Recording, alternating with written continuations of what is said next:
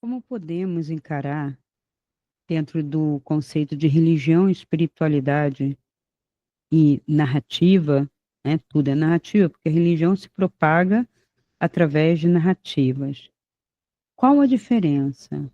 Posso considerar a Bíblia como uma narrativa literária? Aí eu teria que questionar a literatura. O que é isso?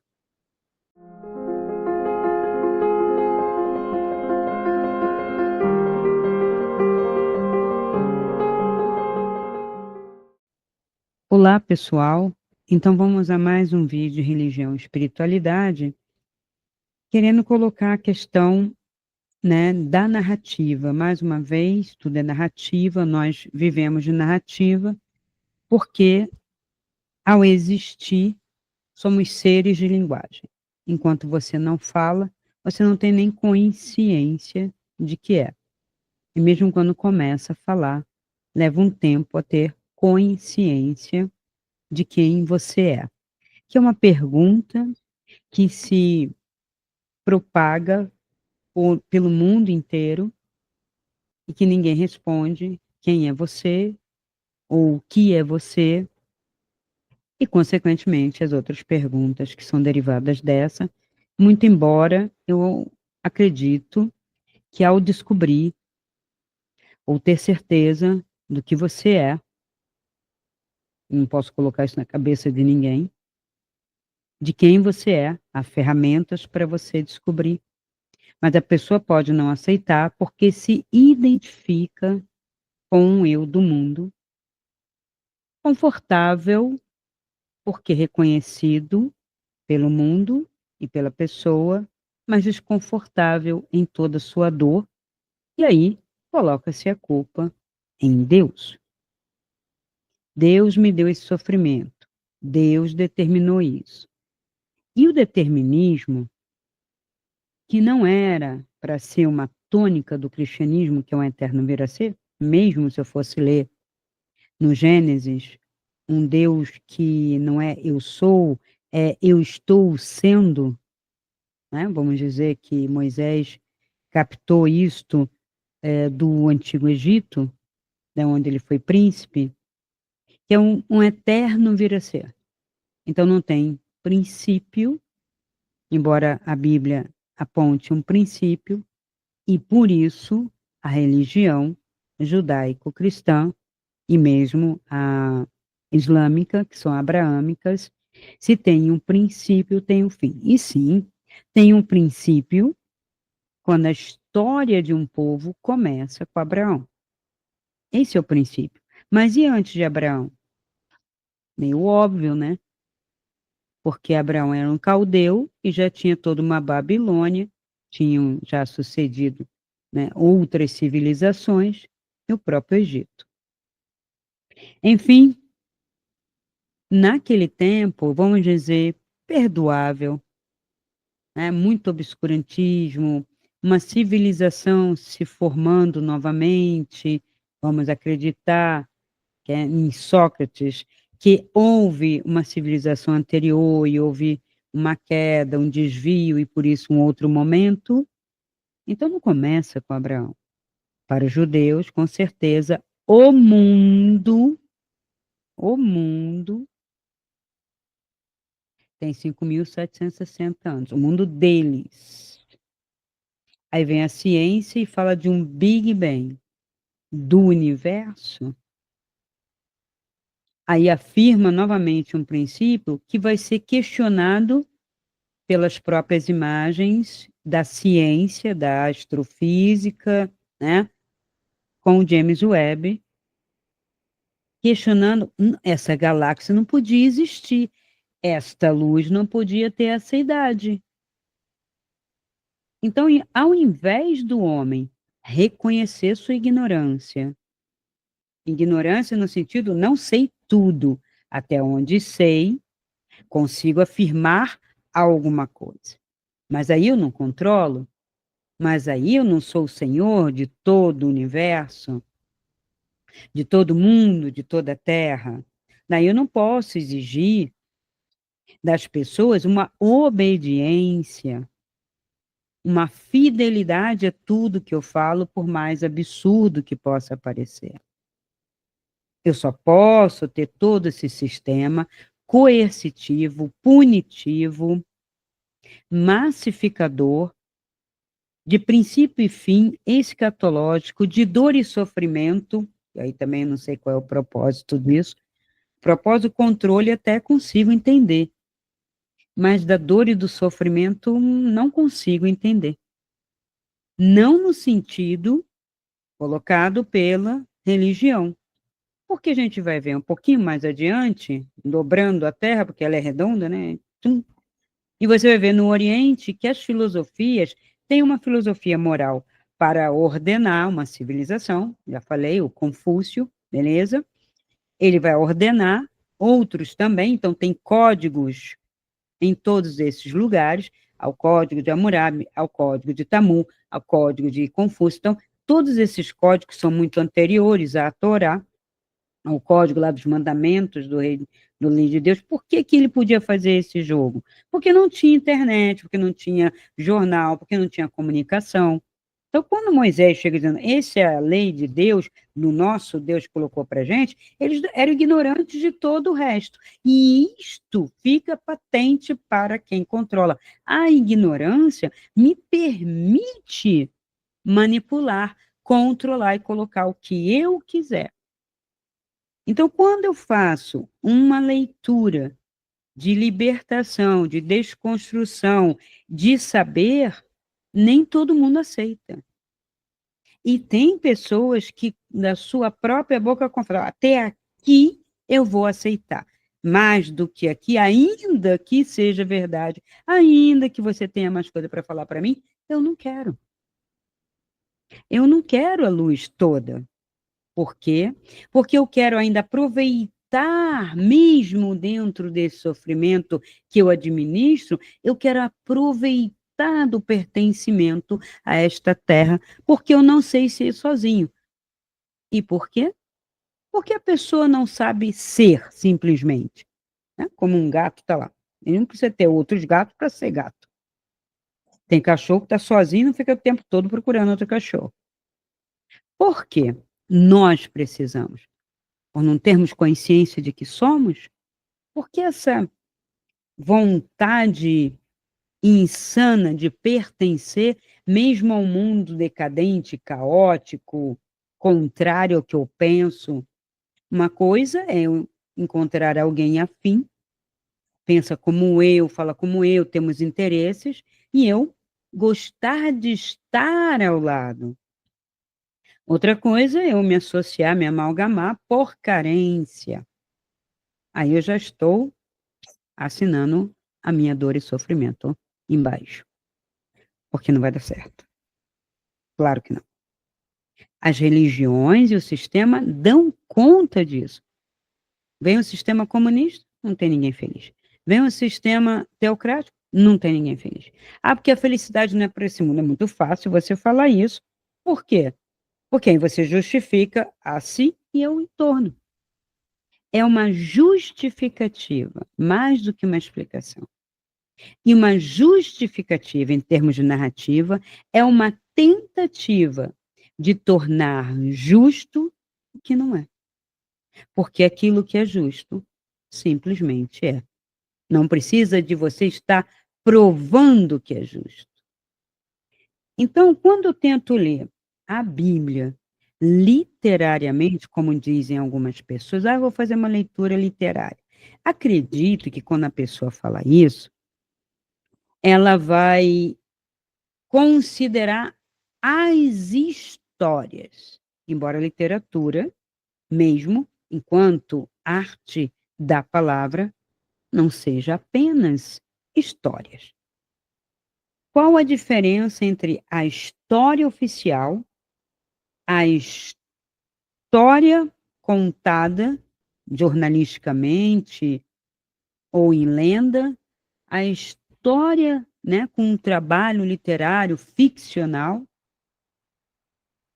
Esse tema foi tema de minha tese logo no início de minha carreira dentro da literatura, como escritora, Eu sei que eu não fico olhando para a realidade para contar histórias. Isto é uma febre que começou a acontecer com o americano, que sempre teve uma preocupação em produzir entretenimento de massa, literatura de massa, sem nenhum cuidado estético e artístico, colocando apenas o referencial.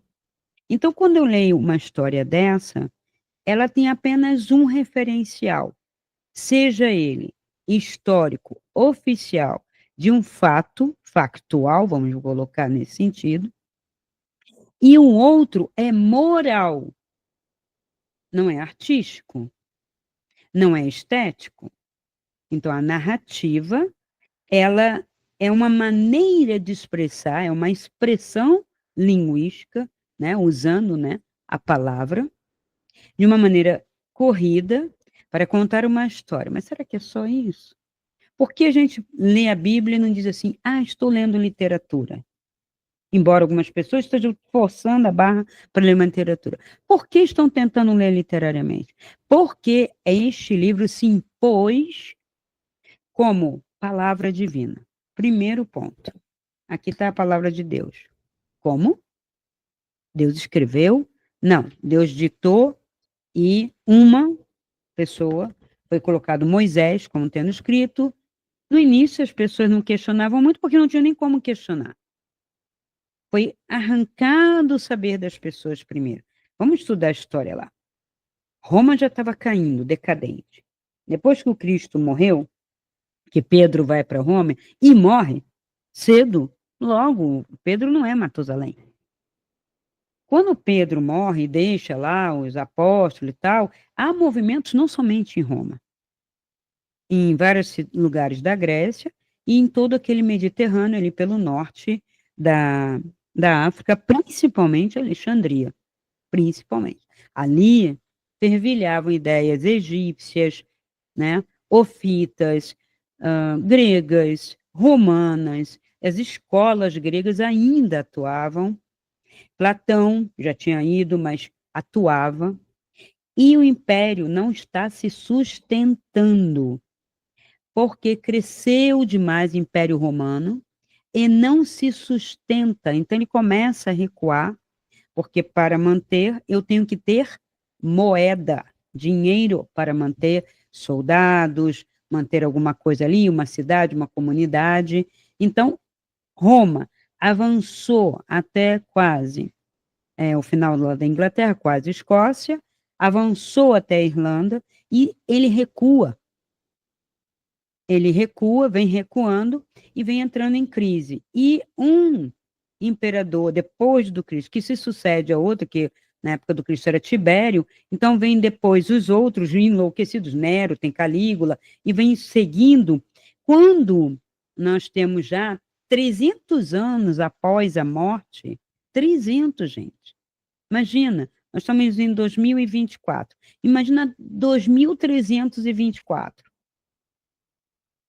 Com toda a internet, com tudo isso, você vai ter um distanciamento tão grande, mesmo com toda a história e memória, porque hoje você olha para trás, século XIX, você não consegue conceber o século XIX que está ali nas costas.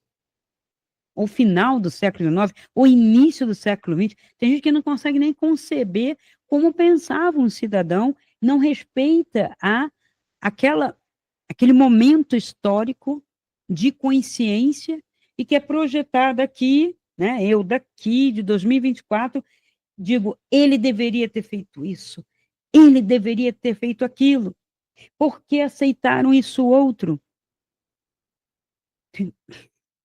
É insano.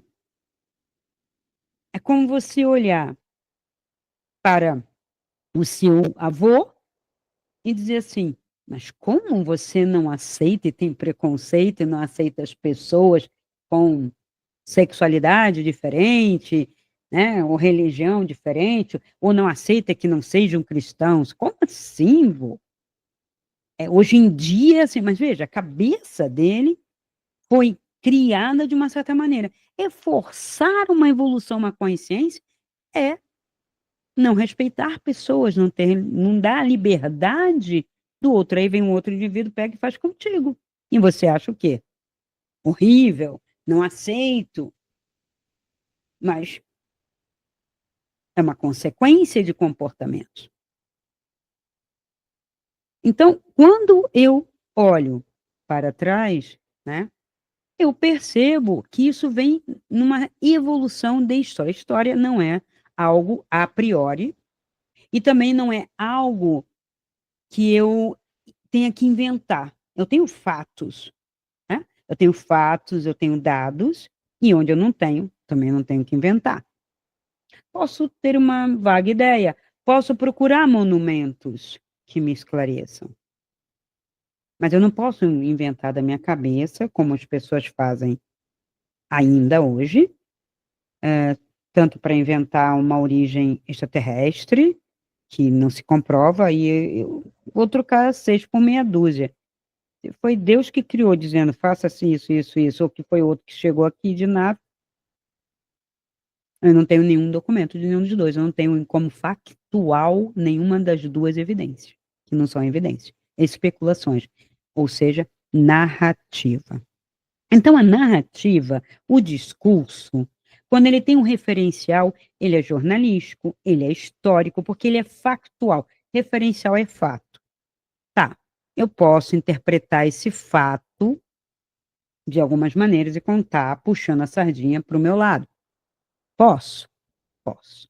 Mas, com aquilo que eu estou dizendo, outro vem e fala: olha, não foi bem assim. Porque o fato tem que constar da narrativa. Então, o que que ocorre? Quando a literatura deixou de ser poética, épica, e se tornou uma narrativa, isso com romantismo para cá, e nada disso que está aqui em textinho, vocês veem que isso aqui não é texto, né? A gente lê tudo seguidinho, mas isso aqui era poema, épico, mas era, tá? Todo texto antigo é escrito em poesia épica. Homero, Metamorfose, a a Eneidas, né? Tudo sempre foi assim. A poesia sempre deu conta. Para, inclusive, guardar, para melhor guardar, e porque tinha um dado estético ao contar, porque não era totalmente factual. Honestidade da parte de cada um. Ora, se eu vou contar um poema sobre a guerra de Troia, né, eu tenho que enaltecer, seja a vitória ou mesmo quando perde, eu tenho que enaltecer aquele rei, aquele exército, dependendo de quem encomenda o poema. Então, na Inglaterra, Alfredo escrevia os próprios cronicões, ele era o rei. Ele dizia: isso entra, isso não entra. Então, você tem que recorrer, para saber a verdade, aos que escreviam do ponto de vista do saxão, do ponto de vista, às vezes, de uma ilha de Man, né, de um danês. Você tem que ver o outro ponto de vista também para você compor essa história. Aqui a gente tem dificuldade porque eles pouco na Bíblia dão a parte factual. Eles evitam, não sei se sempre foi assim, porque essa Bíblia foi reescrita, né? Ela foi reformada, a própria Torá foi reformada. Então, quando isso vai ser escrito, por que que eu preciso disso? Porque eu preciso de uma unidade. E a unidade é narrativa. E a narrativa é aquilo que controla. Ora, você pensa, mas nem sempre pensa com a sua cabeça. Então, você não sabe quem você é. Então, isso aqui massifica. Então, tem histórias aqui, esse conjunto de livros, são lendas. Tem algumas narrativas, tem interpretações de narrativas e tem umas coisas nada exemplares. Nada exemplares. Tem incesto? Tem. Tem bebedeira? Tem. Tem desobediência? Tem. E tem a construção de um divino extremamente rígido. Ora, tem duas histórias aqui que eu quero chamar a atenção. Uma está no Gênesis ainda, que é a história de Sodoma e Gomorra com Ló. A história se passa com Ló, mas Abraão fica ali meio que mediando, embora não estivesse na cidade, porque são duas cidades perdidas. E Abraão negocia por Ló. E é uma negociação que não tem sentido. O que fica para nós hoje, distanciado, sabendo que provavelmente é uma lenda, um poema, né? E qual é o intuito? Quem destruiu essas cidades? Deus que disse que perdoaria, porque a promessa dele é, se encontrar depois dos 50, 45, 40, que vai reduzindo, né? Porque Abraão sabe que não tem praticamente ninguém que se salve nas duas cidades. Só que ele quer salvar quem? Ló e a famíliazinha. Ló, esposa, duas filhas, talvez ali um primo. Ele chega no número de 10. Antes de contar Ló, esposa, duas filhas, não, é 4, tem mais uns 6 aí, que ele estaria incluindo, para que Jeová, ou aquele Deus, poupasse a cidade. E aí ele fala, tudo bem, mas não poupou. O poema, ele não dá conta de uma verossimilhança nem de uma coerência. Aí você fala assim, tá, então vai poupar. Quem são os justos? Ló, sua esposa, as filhas e talvez lá os sobrinhos. Perfeito, está poupado. Não. Então, tem dois enviados de quem? Desse Deus que é um traíra. Ele diz assim: pode deixar que eu vou poupar, mas aí manda os caras. E o comportamento de Ló, bom, pelo menos para mim, enquanto mulher, é horroroso. Porque os caras chegam para visitar, vamos dizer que sejam anjos, alguma coisa assim, em nome de Deus, para o quê? Para verificar, vamos ver, você é justo, justo, vamos contar aqui. Para quê? Para retirá-los dali? Então, não estou poupando a cidade, estou poupando aqueles.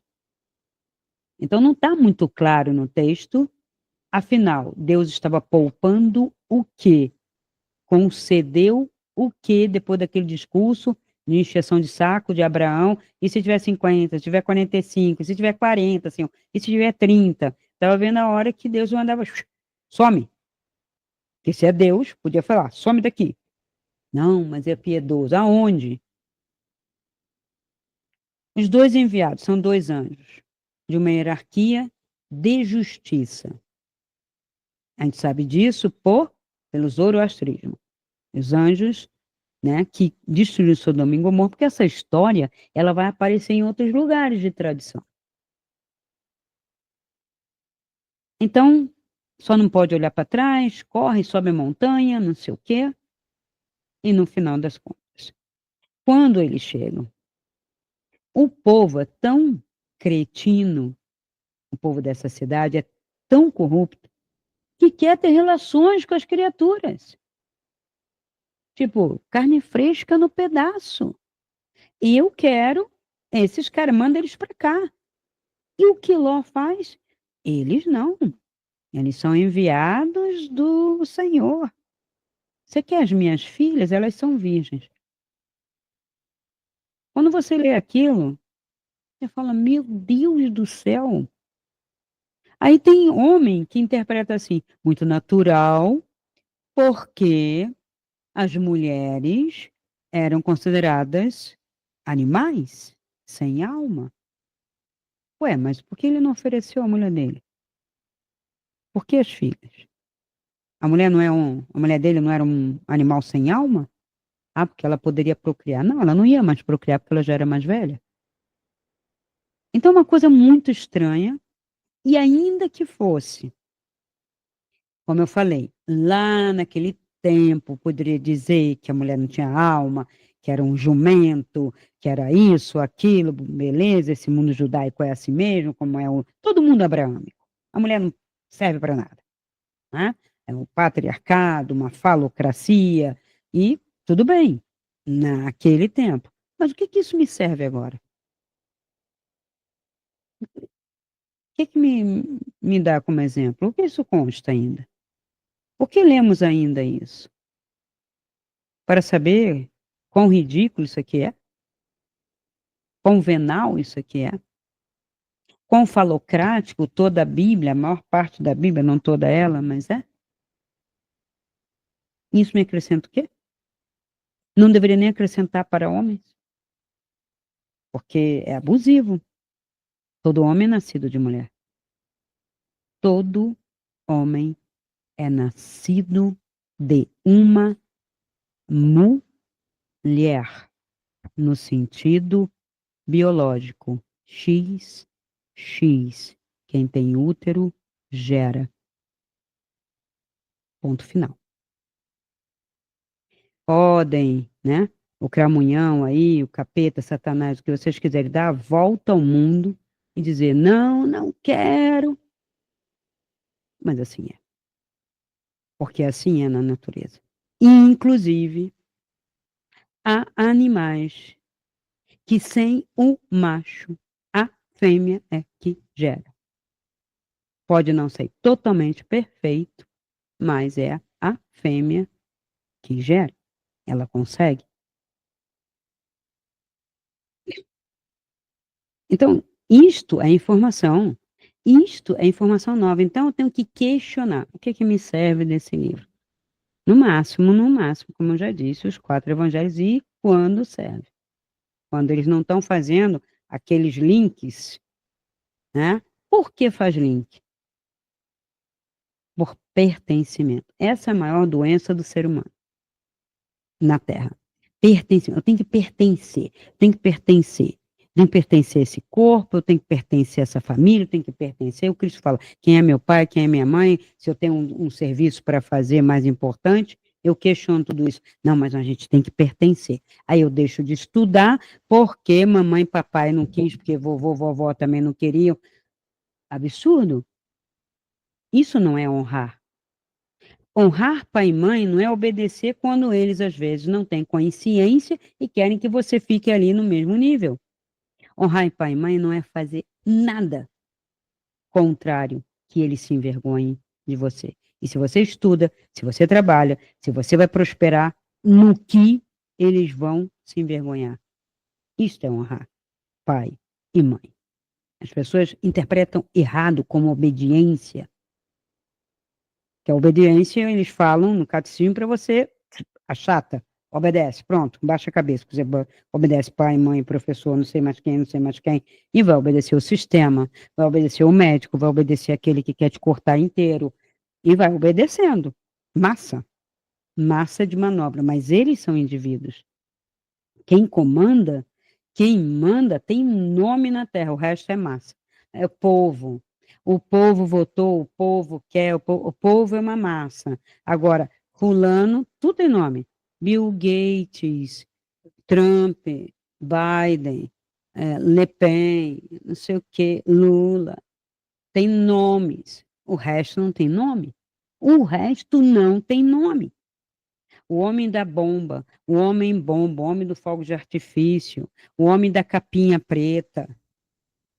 Não tem nome, são anônimos. Então, eu repito, escuta Zé Ninguém. Acorda.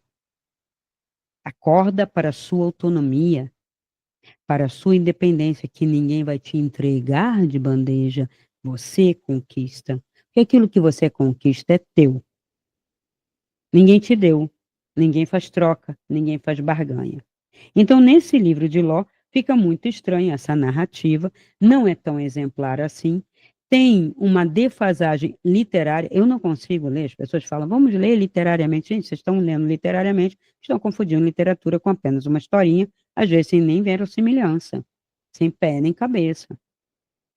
Né? Se eu fosse fazer sem saber da tradição, se me dessem esse texto, eu iria corrigi-lo. Olha, está faltando a coerência aqui. Ele disse que ia salvar, não aparece e destrói. Então houve uma incoerência que a promessa não cumprida. Não, você não pode interpretar assim. Posso, literariamente. Promessa do Deus Jeová não cumprida. Destruir a cidade, não tinha mais Sodoma, chamar de Gomorra, lá para a gruta, a mulher vira pedra de sal porque resolve olhar para dar risada dos outros atrás, que estavam sendo queimados, né, vingancinha silenciosa, e ficou Ló com as duas filhas, e aí o final ainda é pior ainda, tá? Que quem não sabe é incestuoso. É Ló, né, e as duas filhas que engravidam do pai, Ló. Não sei como nasce normal, mesmo sangue, né? A gente sabe que tem problemas. A não ser que os filhos não fossem dele. Pode ser. Muito bem. Então, o que acontece? Eu percebo que as pessoas sentam em cima. Esse livro, então, para o feminino, eu vou dizer para vocês, eu não sou partidária desse feminismo louco que está aí, mas que isto aqui, só o Evangelho, só o Cristo, que pode ser considerado um líder para homens e mulheres, para homens, mulheres, para doentes, para cegos, para necessitados, para ricos. Ele não faz discriminação. É Nicodemos que fala com ele, vai lá. É o Romano que fala com ele, o centurião que está precisando de ajuda, que a filha está morrendo, ele vai lá e ajuda. Ele ajuda a adúltera, como ele ajuda a mulher, né, que estava conversando com ele, que estava muito bem de vida, papapá, papapá, né? Ele chama o publicano, ele chama o escriba, ele chama um pescador, dois, três, ele chama o que é mais inteligente, se a gente for ver, tem de tudo. Ele sim é inclusivo, ele sim não discrimina, ele sim é amoroso e justo, mas não é Javé, não é sistema. Aponta para fora. Fora, sim. Fora desse reino, da terra caída, densa, fora desse sistema que diz que você tem que ir lá, dizer amém, amém, amém, obedecer, e tudo bem, você está salvo. Mas a gente tem até exemplos aqui que mostram que não. Né? E um outro texto que me incomoda bastante é o tal do Jó. Você fala, ai, paciência de Jó. Não é paciência, gente. Então,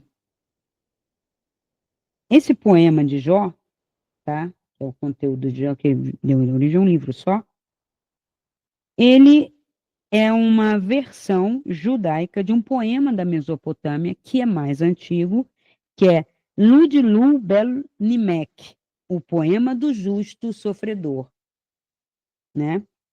Então, é chamado por alguns do diálogo do pessimismo. E a gente vai ver que vai ter filósofo que vai pegar justamente isso, essa linha pessimista, para endossar. Aliás, tem um traço de pessimismo muito grande na filosofia judaica, um pouquinho fora da teocrática, eles não saem muito, mas há filósofos de origem judaica, né, que a gente sabe, que tem um pessimismo, uma dor, sabe, um sofrimento. Por quê? Porque é um Deus que castiga, que pune, e aquilo está dentro dele. E a vantagem do cristianismo, quando você se liberta de todo esse judaísmo, é que você pode ter resposta, principalmente quando você pega textos esotéricos mais completos, tá? Ainda é dentro de um sistema mais reduzido, que seria um esoterismo ou um teosofismo, mas ainda assim é muito mais libertador, porque ele aponta para uma espiritualidade prática. Porque todos esses textos que foram guardados têm uma coisa em comum. Não, duas coisas em comum. A primeira é que Deus é luz e está dentro de cada um. Acabou. Aqui Deus está do lado de fora. Está no sétimo céu, está sentado no trono. Vai vir a hora que vai todo mundo para a direita e para a esquerda ninguém vai, ou vai ser punido. Então ele está fora. Eu tenho um corpo material, que essa é uma visão judaica. Esse corpo vai morrer e eu vou ficar lá esperando o Messias, que o Messias vai pegar esse corpo, aí faz um milagre, claro, ele é o Messias, ele vai fazer um milagre, vai sair esse corpinho mais bonitinho, luminoso, para ficar do lado dele, cantando, né, com os anjos na lira, ó Senhor, tu és o maior, ó Senhor, tu és o melhor. Só isso, o resto da eternidade. Por que é assim? Assim está posto. Essa história para aquele povo de quem foi tirado o saber, porque era onde eu estava, Roma, em 325, já está um caos. Constantino está tentando salvar porque a esposa diz que se ele adotar o cristianismo, porque o cristianismo é a salvação, o cristianismo vai trazer um milagre para salvar Roma. Ele adota e o troço acaba de acabar. E ele tem que ser coercitivo. Bom, declara: cristianismo é religião do império e proíbe, começa com a proibição de qualquer outra forma de espiritualidade. Aí eu pergunto, foi isso que o Cristo veio fazer? Na raiz, ali, fresco, 300 anos após a morte dele, 325 anos, e já começou errado. Vamos coibir, vamos proibir, vamos punir, e aí, quando nada disso funcionar, vamos matar. Porque é o que sabemos fazer melhor. Somos um império, há muito tempo estamos na Terra, e fazemos muito bem matar para conquistar e impor a nossa civilização. Isto é Roma. Não estou criticando, porque Roma sempre foi assim, só que Roma caiu. Quando Roma caiu, quem assumiu? Quem chega e domina Roma? Não são os visigodos? Não são aqueles povos bárbaros que não estavam nem aí para civilização, para livro, para progresso. Tanto é que começa uma decadência em toda a Europa. Não tem mais o Império Romano. E o que tem? Fica o cristianismo como uma teocracia, matando, queimando, obrigando, quase que afogando para batizar. Porque outra coisa que não entenderam que fazia João Batista num deserto, não tão deserto, porque tinha o Rio Jordão, a gente tinha o Mar Morto, tem água, tem como fazer negócios. Então não é tão deserto como o deserto ali do Saara, por favor. Por que ele ficava no deserto batizando lá no Rio Jordão? Quem era João? João não era fariseu, João não era saduceu. Quem era João? Batista, não o João, discípulo, nem apóstolo. João era o iniciado numa seita que estava lá embaixo, perto do rio, os essênios, que eram como hospitalares. Eles tinham toda uma questão com relação à cura. Havia muita doença naquele povo. E não só a cura do corpo, mas a cura da alma. E eles pregavam a purificação, porque começava com a purificação do corpo em termos de água, banho, porque o judeu não tinha esse preceito, não se tomava banho. Não era comum isso, porque o corpo era o pecado. Isso está no cristianismo por causa disso. Então, tomava-se banho, banhava-se no rio, isso você vê que na Índia também tinha, em outros povos também, para banhar, o ser humano tem que aprender a se banhar. Interessante que o nosso índio não precisou de ter uma religião para se banhar no rio, né? Mas os povos de civilização parece que assim são feitos de borracha ou plástico. Não preciso me banhar e precisa. E aquela água tem a função de purificar o corpo, porque corpo doente não tem espiritualidade. Doença é a ausência de saúde, é a ausência de luz. Então, água por dentro, água por fora, né? Tinham então as poções e alimentos específicos. Olha, não come isso. Olha, não come aquilo. E aí tinha os preceitos todos com relação a isso. A não exagerar em carneiro, não comer porco, porque imagina como eram as criações. Se os seres humanos estavam desse jeito, você imagina como eram as criações. Então, a proliferação de testes de doenças eram grandes. Haviam 9 tipos de sífilis ou 9 tipos de doença que dava para se decodificar, que vinham na pele até. Então, a purificação era fundamental. Então, nesse momento, né, que você retira todo esse conhecimento que já era pouco só ele, lá o João Batista tinha, e essa teocracia se espalha, o que que você tem? Você tem uma ignorância. E veja, você consegue pensar nisso? Vamos voltar lá no tempo, numa Europa com pouca estrada, com muita decadência das construções romanas, já o mato avançando para dentro, destruindo as poucas cidades construídas, sem luz, somente a luz do sol. E como é a luz do sol para cima do Mediterrâneo, para as regiões temperadas e as mais frias, porque a gente tem que ver que o cristianismo tinha chegado até o mundo nórdico, estava dominando a Germânia, e da Germânia, o que a gente hoje entende como Noruega, Suécia, Dinamarca, e tudo, aquilo tudo, que tem meses de inverno, meses de neve, meses onde o sol mal aparece. Então, esse homem, que durante o dia quase não tem luz e à noite nenhuma, embora o céu fique estrelado, embora em lua cheia, daí o culto à lua, né? A lua ilumine um pouco, mas nas casas não. E você fecha por causa de animal, fecha por causa de invasores, você fica trancado num lugar escuro. Eu já fiz essa experiência. Você não enxerga nada, nada, nada, nada, nada mesmo. Não é um pouquinho de luz, é nada, fecha tudo. Fica ali. Assim era toda a Idade Média.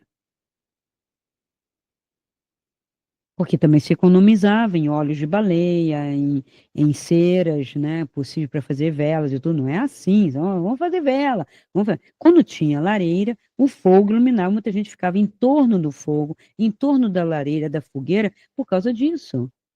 Aquecia e era luz, e eu via os meus iguais à noite para contarmos histórias, compartilharmos coisas, mas eram comunidades afins. Mas havia muito obscurantismo. Por quê? Porque todas as escolas gregas, romanas, egípcias da Alexandria foram fechadas em nome do Deus, que não era o Cristo.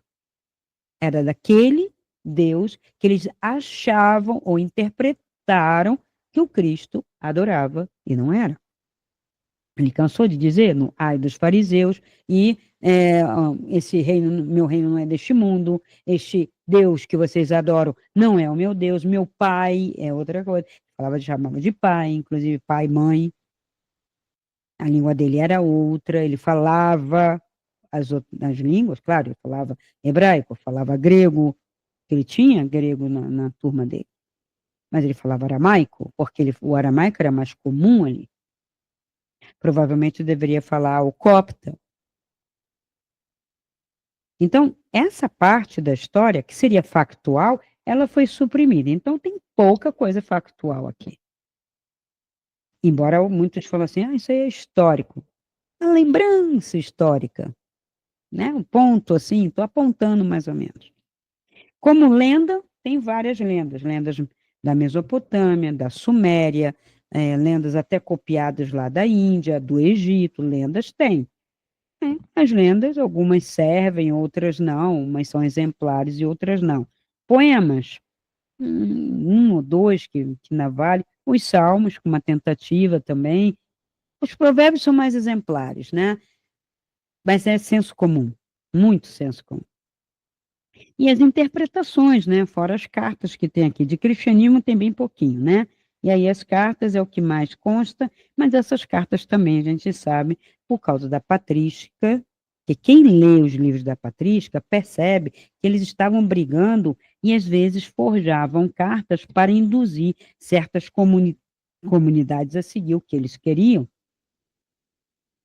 Então, tudo passa por um controle, controle, controle, controle. Libertação só quando você fizer. Então, esse poema de Jó, né?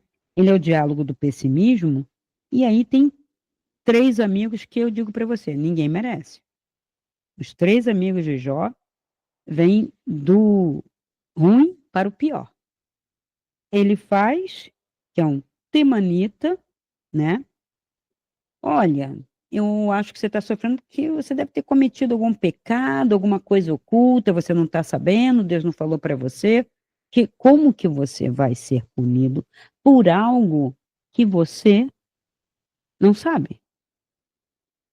Acho que hoje tem alguém com esse complexo, punindo, prendendo, sem colocar o motivo e a razão. Opa, isso é uma coisa teocrática até, né? Então, Jó não sabe o que está acontecendo. E aí ele conversando com esse amigo, ele diz, olha só, aguenta aí, dá uma segurada, Deus é bom, né? Ele é infalível, no final você vai ver, de repente vai acabar bem, mantenha a fé. E só acontecendo desgraça. Então vem o outro é o pior, Bildade, o suíta, que é de uma daquelas aldeias lá abraâmicas. A justiça de Deus é inquestionável. Jó, você é mau, você não presta, por isso que Deus está fazendo isso com você. E seus filhos idem, por isso ele não está aliviando nada.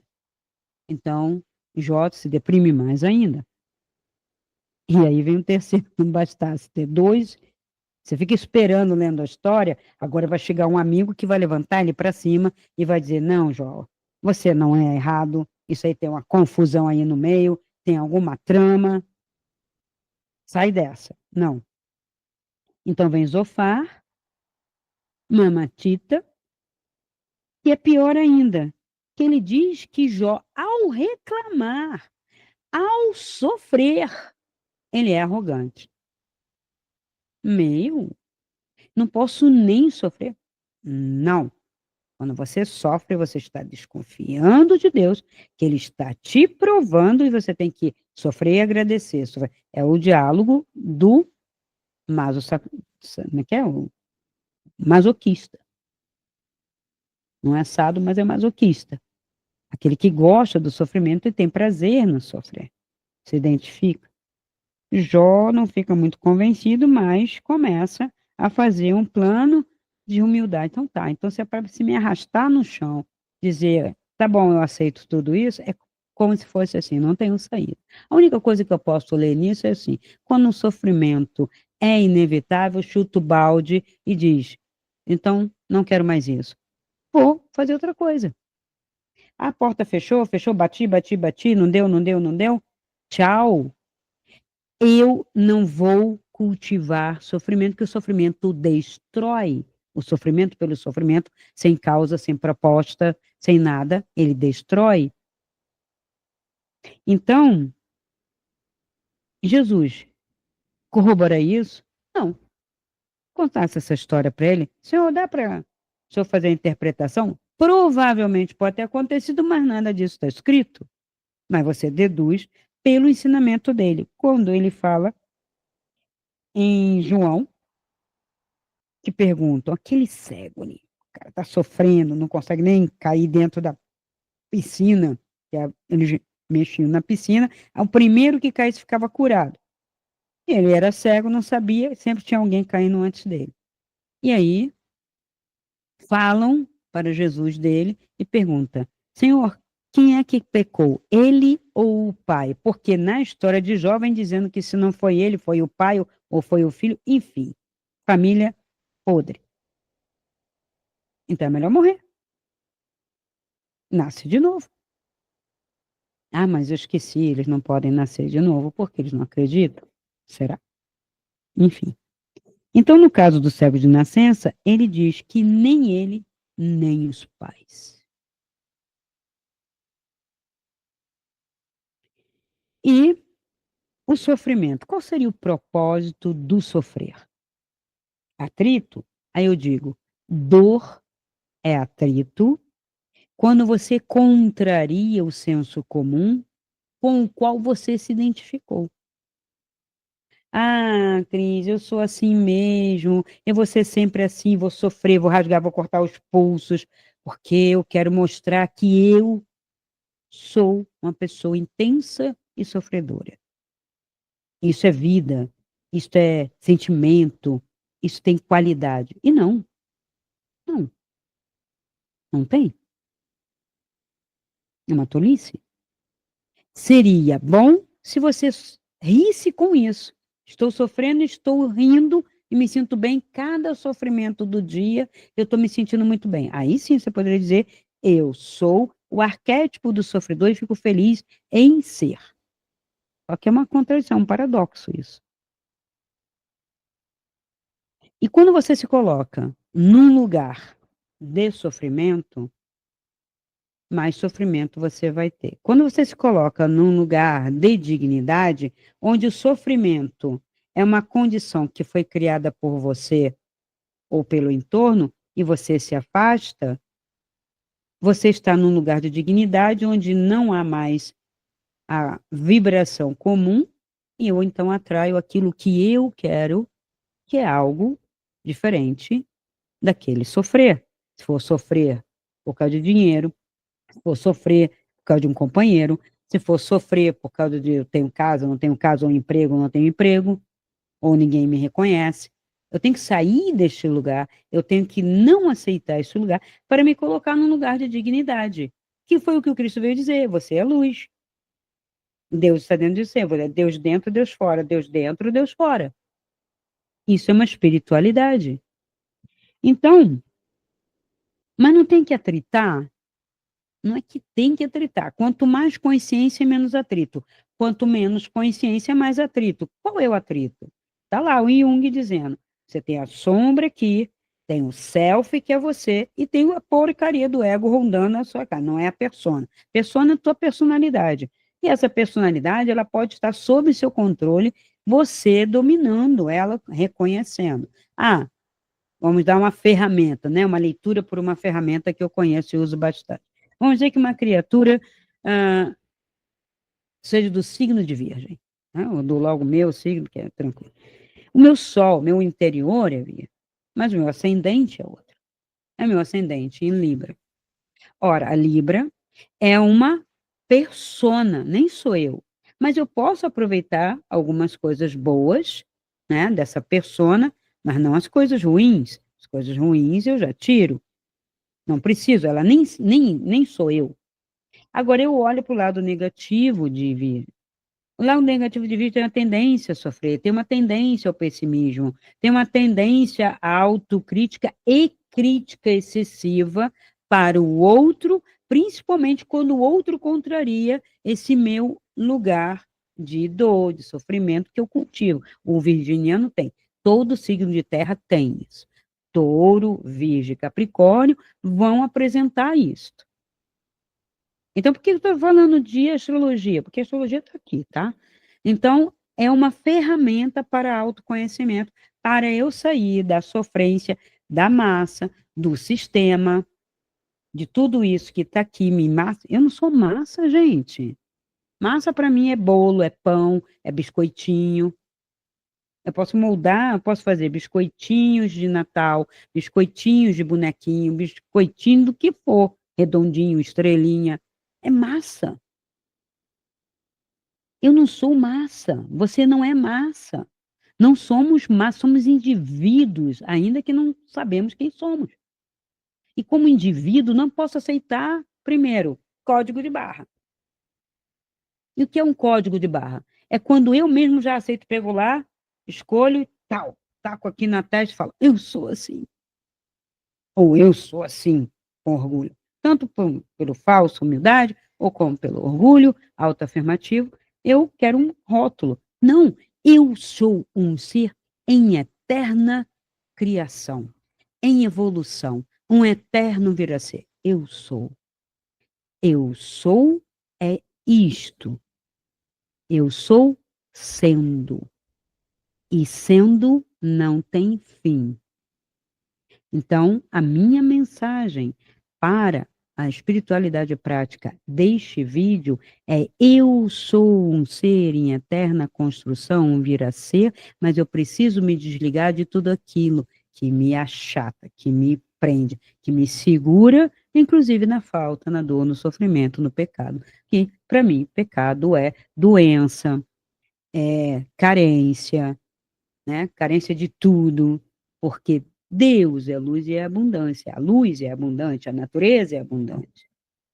Então, é nesse sentido que fica a minha mensagem para vocês questionarem. E eu estou questionando porque tem muita gente lendo, e lendo para crentes, para não crentes, lendo literariamente, mas no final das contas, os maus exemplos ainda ficam, e o que é mais importante é que esse texto não é somente uma leitura, por exemplo, de Tolkien, uma leitura, o Silmarillion, podia ler, tem uma cosmogênese ali.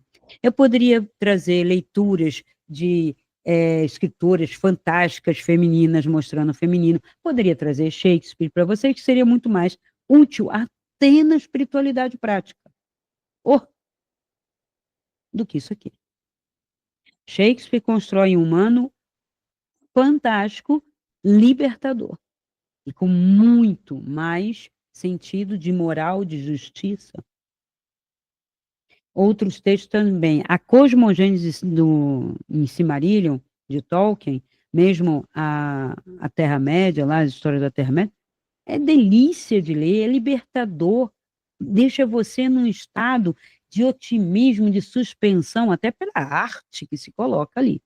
Não é um texto que você pega de jornal e aconteceu isso, aconteceu aquilo, tal, tal, tal. Então, narrativa, cuidado com as narrativas. Sim, somos seres de narrativa aqui. Fora do corpo é outra história, não tem narrativa, tá? A gente vai contar a narrativa do que viu, do que captou ou fez aqui. É passado. Eu estou vivendo fora do corpo, também é um presente, é naquele momento. Aí, quando eu chego aqui, eu conto. Aí eu posso contar com viés A, B ou C, vai depender. Então, eu vou ser mais fiel. Quanto mais sincera e libertadora eu for, e consciente, e se eu quiser confirmar alguma coisa do sistema, eu vou fazer minha continha de chegar, vou puxar o saco, aí eu vou corroborar, não, tem sim. Olha, eu vi igrejas lá. Olha, eu vi sinagogas lá e tal. E não tem nada disso, porque não tem narrativa, não tem construção, e tudo é como é e vibra um com o outro conforme a sua vibração. Então, esse negócio também, muitos seres de luz, como eles dizem, passeando para lá e para cá do astral inferior, nina, em vídeo de projeção astral que eu vou gravar daqui a pouco, vou mostrar para vocês algumas experiências onde não é possível muitas coisas que algumas pessoas falam, para que vocês tenham uma segurança. Então, eu posso cair num lugar inferior? Não. Se você se cuida aqui, quando você sair, você não vai para lá. A não ser que alguém pegue você para você aprender. Ó, tá vendo? Tá assim, ó. Ó, tá vendo? Isso aqui é isso aqui. Tá, para você conhecer. E digo para vocês, não é muito agradável, tá? Então, vamos continuar. Tem projeção astral, tem cursos para sair até o final do ano, né? Vou trabalhar muito com a questão do feminino, tá? Precisamos demais, né? Tem gente aí sem noção, vamos afirmar esse sagrado feminino. E eu digo para vocês, direita e esquerda, tudo se loqueando com relação ao feminino, né? O feminino tem fases, tem faces, mas também não é essa loucura que está aí, tá? Então, eu vou trazer esse feminino, vou trazer a cura do feminino. Então, até o final do ano tem coisa, e vou falar sobre o significado do Natal. O Natal é Jesus, não é Jesus, é consumismo, não é consumismo, é festa, não é festa, é isso, é aquilo. Liberte-se da massa do todo, liberte-se. Se você gosta do Natal, porque é um final de ciclo, porque você quer fazer a festa, quem você quiser homenagear, faça e seja feliz. Esta é a tônica. E tenha segurança na sua felicidade. Porque o todo, a divindade, é luz, é amor, é alegria, é felicidade. Ok? Então, até o próximo vídeo. Te vejo lá. Se esse vídeo ressoa com você, dê o seu like, comente, faça sua pergunta e compartilhe. Assim poderemos alcançar um número maior de pessoas e ajudar o canal a crescer. Essa luz é para todos nós. Ajude-nos a iluminar essa rede.